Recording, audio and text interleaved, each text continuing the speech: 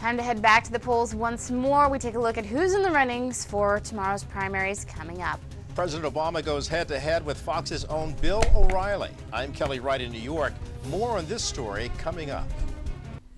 Good morning, I'm Nadia Thacker filling in for Greg Miller, who has today off but is going to be back tomorrow for some fun snow. Just in time. Greg's going to get back. He's going to bring all the snow with him so we can blame him tomorrow. Perfect. I'm down for that. Yeah, and I'm Christian Johansson here on this Monday morning. Some cold temperatures outside right now, and guess what? Yeah, we got a big storm headed our way for tomorrow. Let's take a look outside.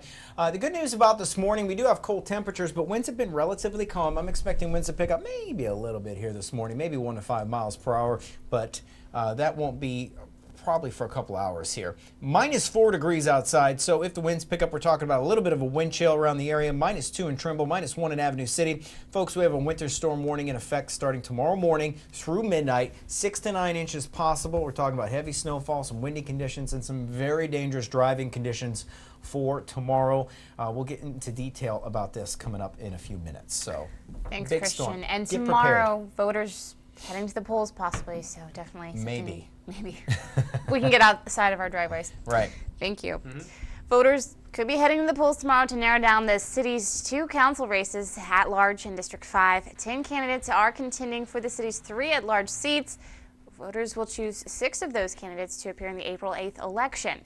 Running for District 5 are incumbents Barbara LaBasse, Michael Grimm, and Mary Atterbury. 2 of those candidates will appear in the general election. City Clerk's office hopes voter turnout is high tomorrow. Yes, it's a little disappointing when the numbers are low, especially if they call through the years with concerns and issues, and that this is their opportunity to make a change in that regard. So. Now, the county clerk's office was projecting voter turnout at about 20% for tomorrow, but snow might impact those numbers. President Obama goes one-on-one with Fox's own Bill O'Reilly. The two pulled no punches as they discussed a range of topics like the early stages of the health care law and the deadly terrorist attacks in Benghazi. Kelly Wright has the details.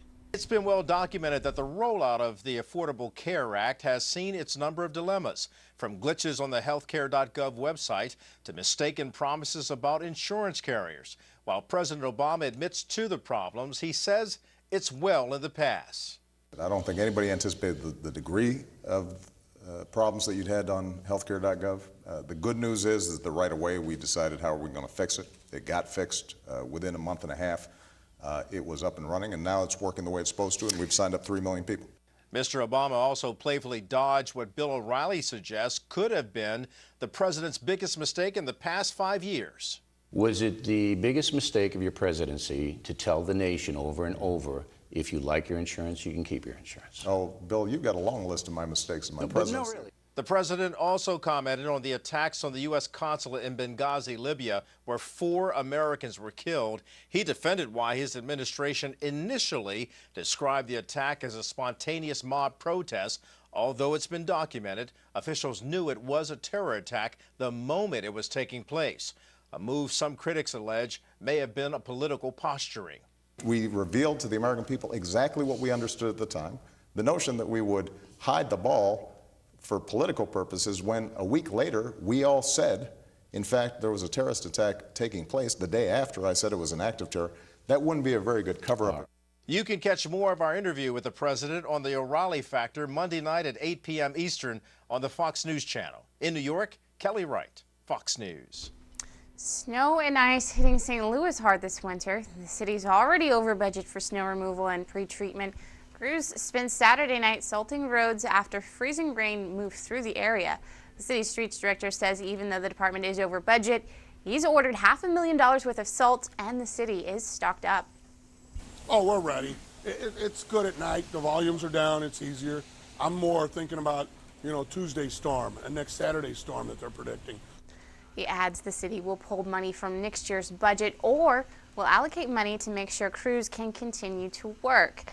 Here in St. Joseph, we are preparing for another round of winter weather. Christian is in the Weather Center tracking the next storm. Christian, what's up? We have a big storm that's going to make its way into our area for tomorrow. We'll start to see snow early in the morning, and it's going to get really bad later on during the day. You can kind of see clouds out into Colorado. That's part of that system that's going to continue to slide into our area. So we're talking about increasing clouds around here for today. Today's going to be an okay day out here, but tomorrow things are going to change very, very quickly around here. I suggest getting out and get out today and get any supplies. Be prepared before this storm comes. -4 degrees outside right now, -2 in Trimble, 3 in Empire Prairie. We have some cold temperatures and some light breezes. I need to update this again. I've been concentrating on this winter storm here. We're talking -2, -3 for the next hour. Maybe winds picking up 1 to 5, so some wind chills could be anywhere from -5 to -10. Bundle up. You might shed a layer later this afternoon. I think we're talking some upper 20s around here. Then everything goes wacky tomorrow. We're going to get some heavy snow in the afternoon. Dangerous road conditions. We'll talk about that coming up in about 10 minutes. Nadia? Thanks, Christian. Not looking forward to that snow. Seattle Seahawks and the Denver Broncos faced off in Super Bowl 48 last night. The Broncos get the opening kickoff and the first play from scrimmage at their own 14. Peyton Manning trying to make changes to the play call, and his center, Manny Ramirez, snaps the ball right past Manning into the end zone. Nosha Moreno recovers the ball in the end zone and is touchdown for the safety. Seahawks out front 2-0. Into the second quarter, Seattle leading 15-0. Broncos 3rd and 13 at Seattle's 35. Manning back to the pass, and Cliff Avril gets a hit on Peyton as he throws. Malcolm Smith steps in front of Moreno for the interception. Returns it 69 yards for the pick six. Seattle gets set to receive the kickoff to start the second half, and they send out Percy Harvin to the return. Broncos try to kick away from Harvin with this pooch kick. Harvin plays it off the bounce, though, and takes it 87 yards for the touchdown. Seahawks lead 29-0. Seattle 1st and 10 at Denver. Russell Wilson hooks up with Jermaine Kearse, and Kearse shakes off 3 Broncos on his way to the end zone for the 23-yard touchdown, securing the Seattle victory. Final score from MetLife Stadium, Seahawks 43, Broncos 8. Seattle quarterback Russell Wilson reflects on the season after the game. You know, it's only my second year, but I believed in the guys that we had. I believed in the coaching staff, and just God is so good, man. He brought me a mighty long way, and just it's unbelievable. It's kind of surreal, to be honest with you. I'm just sitting there holding that trophy up, and I'm looking up, and I'm just so thankful. You know, so thankful for everything that I've been given.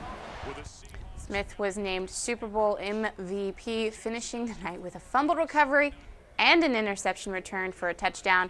He became just the 3rd linebacker in NFL history to win the award. The 35-point blowout was also the 3rd largest margin of victory in Super Bowl history. Back in St. Joseph this morning, the American Red Cross is looking for heroes. The Midland Empire chapter of the Red Cross is gearing up for its 2014 Heroes Campaign fundraiser, set to kick off during the month of March. The agency is looking for about 100 volunteers to work either as individuals or in teams to raise $1,000 each. This year's goal is $100,000. Angie Springs with the Red Cross says the funds will go to support the work in the community. That would give them food, clothing, shelter, medication, and eyewear following a disaster, as well as make sure that we are able to provide the other services that we do 365 days a year, that we're able to be in the community doing first aid and CPR, babysitter training courses, as well as those Armed Forces Emergency Services messages that we do as well. If you'd like to sign up to be a Red Cross hero or to learn more about the campaign, you can contact the Midland Empire chapter of the Red Cross at the number shown there on your screen. Can't read it, it's 816-232-8439. Riffs could be heard from the Missouri Western State University over the weekend as they held their annual jazz festival. The performances were held at the Fulkerson Center on Western's campus. Students from Central, Benton, and Platte County high schools braved the bad weather to attend. The festival was done as an educational and musical experience for high school students. It cultivated performances by Missouri Western jazz and vocal bands. I've played all 3 years in this event and with the Missouri Western Jazz Band here, and it's, normally it's a pretty good event, but hopefully the kids that were here got a lot out of it. This is the 8th year Western has hosted the Jazz Festival. Another credit card breach. This time it's hitting 4 major hotel chains. Details on the latest hacking next. Plus, a history in the making. The first female chair of the U.S. Federal Reserve Bank is going to be sworn in this morning. We've got that story coming up in 60 seconds. Welcome back. Happy Monday. Some cold conditions outside. Things are pretty clear out there. Good news is we don't have winds, so we're not talking about wind chills, but you're going to want to layer up here this morning. You might take a jacket off later this afternoon. We're talking 22 by noon, 28 degrees by 3 p.m. So this is what I like to call the calm before the storm. We have a pretty big winter storm making an impact into the area for tomorrow. We'll start to see snow in the morning. Some heavy snowfall expected through the day tomorrow, especially in the afternoon hours. And then we're going to see some bitterly cold temperatures sneak in behind this as well. I'm going to tell you how much snow we could get and how cold it's going to get coming up in about 5 minutes. Nadia? Thanks, Christian. Oscar winner Philip Seymour Hoffman is dead now at the age of 46 after apparently dying of a drug overdose, according to officials. Medical examiners removed the actor's body from his New York City home after Hoffman's assistant found him dead earlier in the day. The actor, best known for his roles in Capote and The Master, spoke candidly about his drug addiction over the past. Interviews from last year show the actor speaking about his growing addiction with heroin. He is survived by his partner of 15 years, Mimi O'Donnell, and their 3 children. Hoffman's family says they are devastated by the loss, saying in a statement, quote, "This is a tragic and sudden death, and we ask that you respect our privacy during this time of grieving. Please keep Phil in your thoughts and prayers." A deadly cell phone tower collapsed in a West Virginia is under investigation. The accident happened shortly before noon on Saturday. 2 contractors were tethered to a 300-foot tower when the structure collapsed. They were both killed. A second, smaller tower collapsed minutes later, killing a firefighter. We had a tower collapse, had 4 people entrapped in it. We had 1 fireman. A second tower collapsed, and when it did, it hit one of the firemen while we were trying to get one of the patients out.